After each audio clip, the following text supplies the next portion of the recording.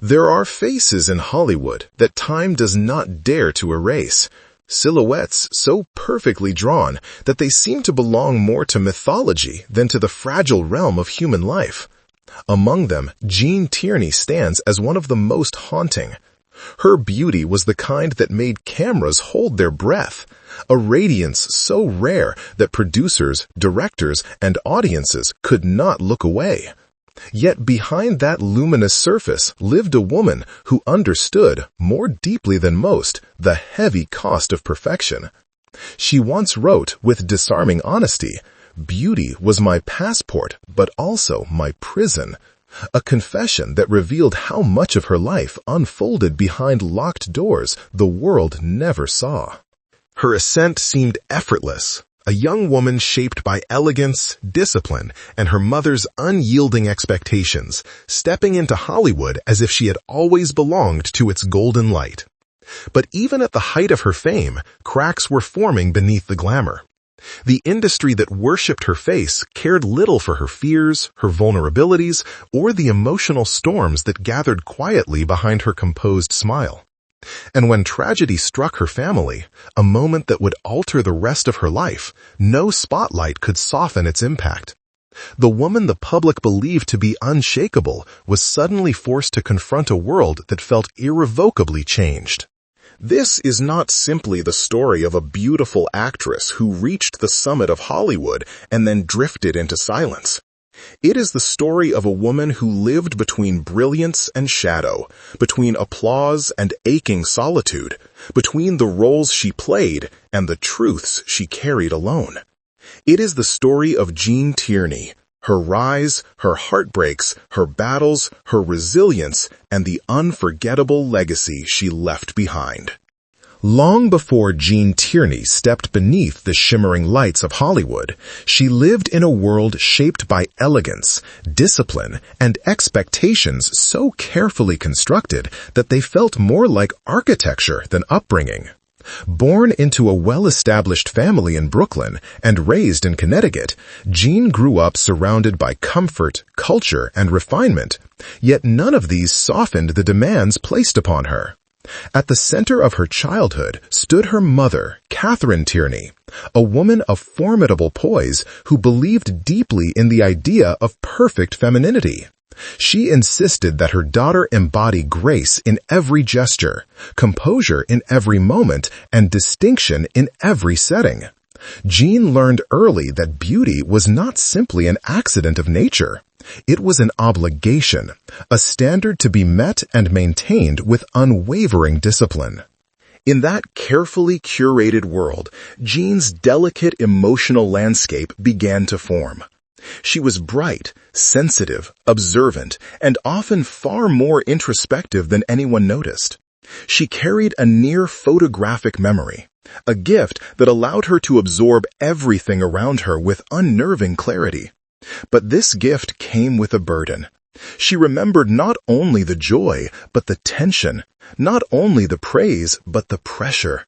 She remembered every expectation, every unspoken rule, every moment in which she felt her own desires collapsing beneath the weight of what others believed she should be. As she grew, her beauty became impossible to ignore. It attracted compliments, attention, and an almost uncomfortable fascination from strangers and acquaintances alike. Her mother saw in that beauty an opportunity, an asset that could elevate the family's social profile, but also a destiny Gene was expected to pursue. By the time she was a teenager, she moved through social circles like a young woman already accustomed to admiration, yet privately unsure of who she truly was beneath it all. Hollywood entered her life almost by accident. A studio scout saw her during a visit to California and immediately recognized the cinematic potential in her striking features, the sculpted cheekbones, the luminous eyes, the quiet but magnetic presence. Invitations followed, and suddenly Gene stood on the threshold of a world that promised fame, artistry, and escape from the rigid expectations that had defined her upbringing. Yet, even as she stepped toward that dazzling future, she carried with her a lifetime of conditioning that would shape every choice she made. Her early days in the industry revealed how quickly Hollywood could seize upon beauty and turn it into mythology. Directors wanted her face before they wanted her voice, her expression before her ideas, her elegance before her ambitions. She was asked to embody perfection in a way that was both intoxicating and imprisoning. Photo shoots framed her as a goddess. Publicity campaigns crafted her image with meticulous care. Studio executives spoke of her as if she were a discovery rather than a woman, an ideal rather than an individual. Yet Gene was not simply a passive participant in this transformation.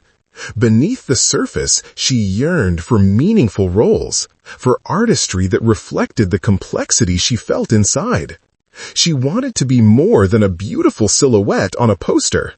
But in an era when Hollywood prized flawless faces above all else, her struggle to define herself would become one of the central tensions of her life.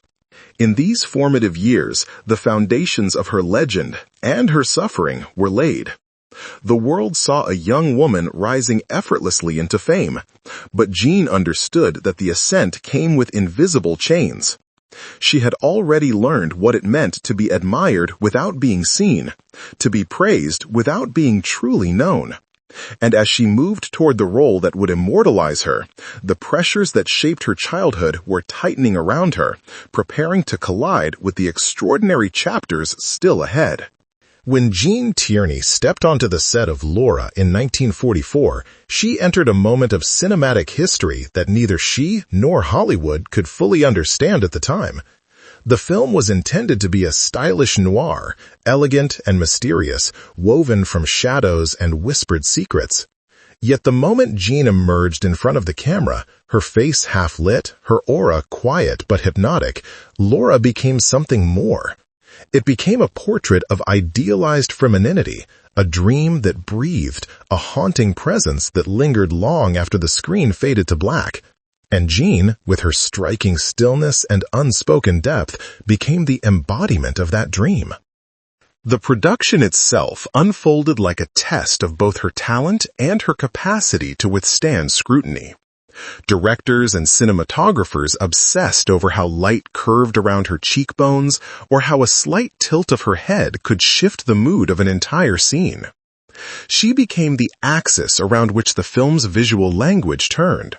A muse not in the passive sense, but in the way a constellation guides sailors across dark water. Yet behind this ethereal glow, Gene carried the same inner conflict that had shadowed her since childhood. The tension between being admired and being understood, between being seen and being known. As Laura reached audiences, Gene found herself elevated into a new realm of stardom. The film was an instant success, praised not only for its direction and script, but for the uncanny magnetism of its leading lady. Critics described her beauty in architectural terms, perfectly sculpted, serenely symmetrical, the ideal noir figure, as though she were a structure of marble rather than a woman of flesh and emotion. Fans wrote letters in the thousands, entranced by her stillness, her mystery, her aura of tragic grace. Hollywood loved her, and in its love there was both triumph and danger. For Gene, this era was as exhilarating as it was isolating. She threw herself into her craft, determined to be recognized not merely for her appearance, but for her ability to carry a film with emotional weight. She succeeded. Her performances grew more confident, more nuanced, more human.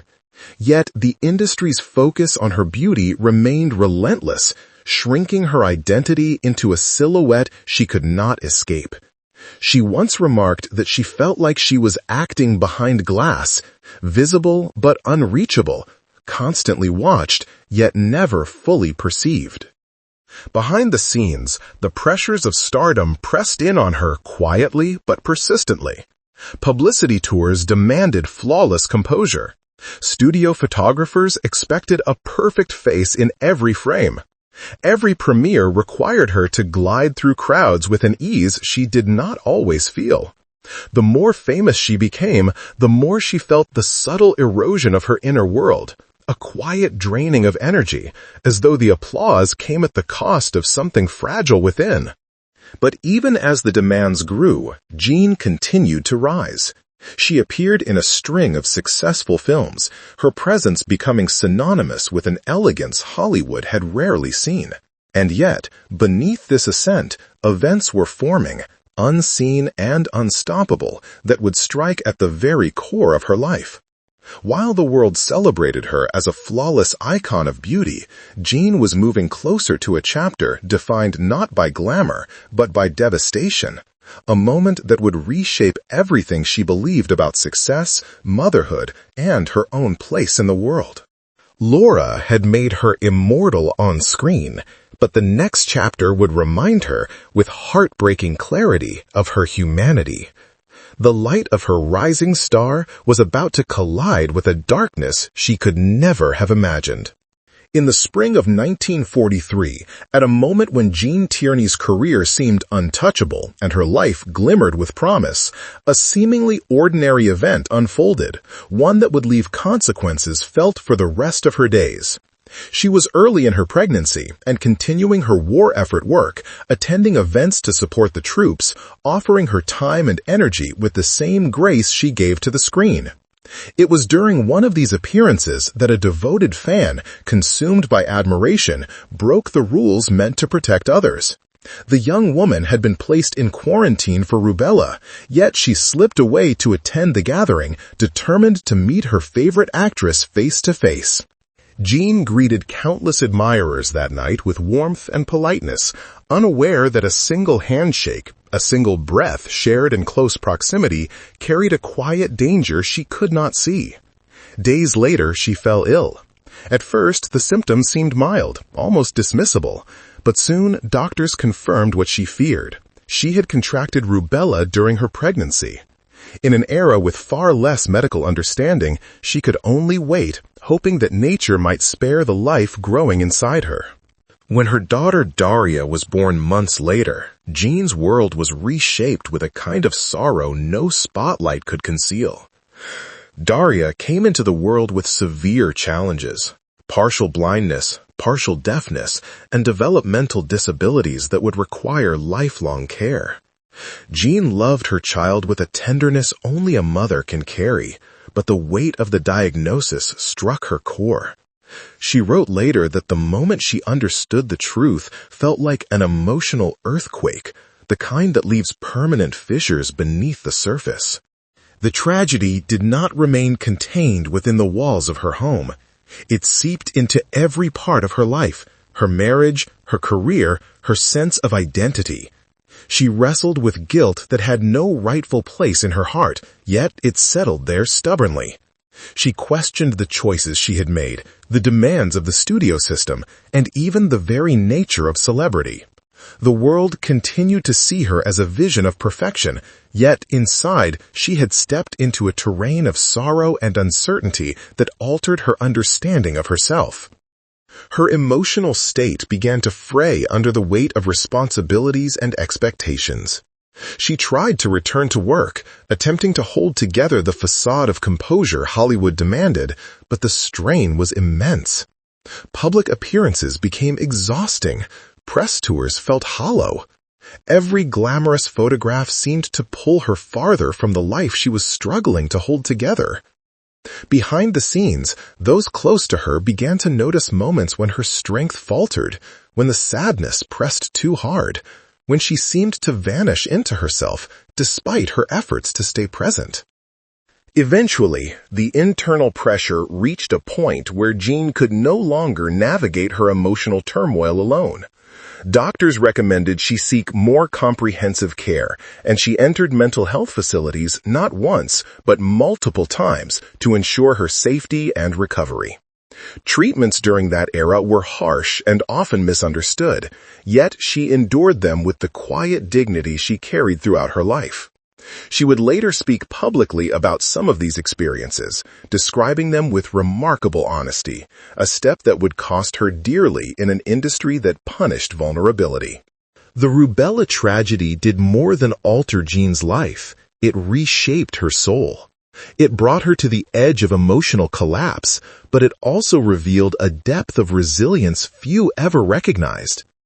Even as the world continued to celebrate her beauty, Gene began to understand that her true strength lay not in the perfection others saw, but in the courage it took to live through heartbreak and continue forward. In the years that followed Daria's birth, Gene Tierney attempted to resume her career with the same poise she had once carried so effortlessly. But Hollywood, which had embraced her beauty with almost religious devotion, was far less forgiving of the emotional fractures that now shaped her life. When she returned to the studio system, she carried a new gravity, but critics occasionally mistook for aloofness. In truth, she was navigating an inner world reshaped by sorrow, exhaustion, and an unspoken battle with expectations she could no longer meet without cost. During this period, Gene made a courageous choice rarely seen among actresses of her era. She spoke publicly about seeking treatment for her emotional crises. With honesty that would be celebrated today but was viewed with suspicion then, she acknowledged the struggles she faced and the harsh therapies she endured, including the shock treatments that had left her shaken. Her candor was intended to demystify a stigmatized subject, to offer truth instead of the polished illusions Hollywood preferred. But instead of support, she encountered a quiet but powerful backlash. Studio executives grew wary, directors hesitated. Roles that once seemed destined for her suddenly drifted to others. The industry that had built its dreams around her flawless face recoiled from the vulnerability behind it. Gene's personal life was unraveling beneath the weight of pressures no marriage could withstand. Her relationship with Oleg Cassini, the gifted designer whose charisma and ambition had initially captivated her, began to fracture. Their union had always been a mix of passion and conflict, two strong spirits pulled together and pushed apart by the sharp edges of fame, disappointment, and differing dreams. After years of turbulence, the marriage dissolved, leaving Gene with yet another quiet wound she rarely spoke about in public. Oleg would go on to become a legendary fashion figure, but Gene carried forward only the memories of a bond that had once promised radiance and instead delivered deep fissures. It was during one of her periods of emotional recovery that Gene encountered a man whose presence briefly illuminated her life with unexpected warmth. John F. Kennedy, charming, ambitious, and rising swiftly in the political world, found in Gene a grace that transcended beauty. Their relationship, though discreet, was rooted in genuine affection. Gene admired his sharp mind and gentleness. Kennedy admired her resilience, her intelligence, and the quiet strength beneath her elegance. For a time, she allowed herself to imagine a different kind of life, one defined not by cameras or scripts, but by companionship and hope. But the constraints of the era and the scrutiny placed upon a man with political aspirations quickly cast a shadow over their connection. Advisors insisted Kennedy could not marry a divorced actress. The societal norms of the time were unyielding. Gene understood the implications even before he spoke them aloud. Their relationship ended not with betrayal or anger, but with a shared recognition of the impossible. In her memoir, she reflected on Kennedy with a tenderness that revealed the quiet ache he left behind, a chapter of her life both cherished and tinged with the sting of inevitability. As Gene stepped into the late 1940s and early 1950s, she found herself caught between worlds. Hollywood expected her to continue shining with the same brilliance that had once defined her. Life demanded that she confront heartbreak after heartbreak. She had become a figure admired for her beauty, pitied for her tragedies, and quietly punished for her transparency. Yet, even as her career faltered and her private world grew increasingly complex, Gene carried herself with the same outward nobility she had been trained to embody since childhood. This was the paradox of Gene Tierney, adored yet misunderstood, pursued yet often left alone, sculpted by Hollywood's fantasies, yet shaped more deeply by the bruising realities behind them. And as the pressures mounted, she found herself inching toward a decision that would change the trajectory of her life once more.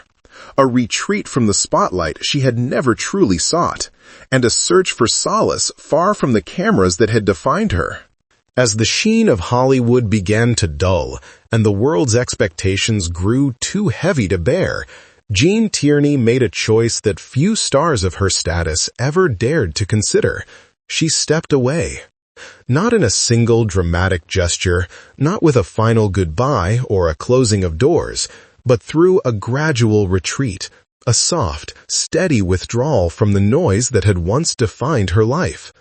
She longed for a place where she could breathe without the constant gaze of others, where her spirit was not required to shine on command, and where she could begin to mend the fractures left by years of pressure, heartbreak, and inner turmoil.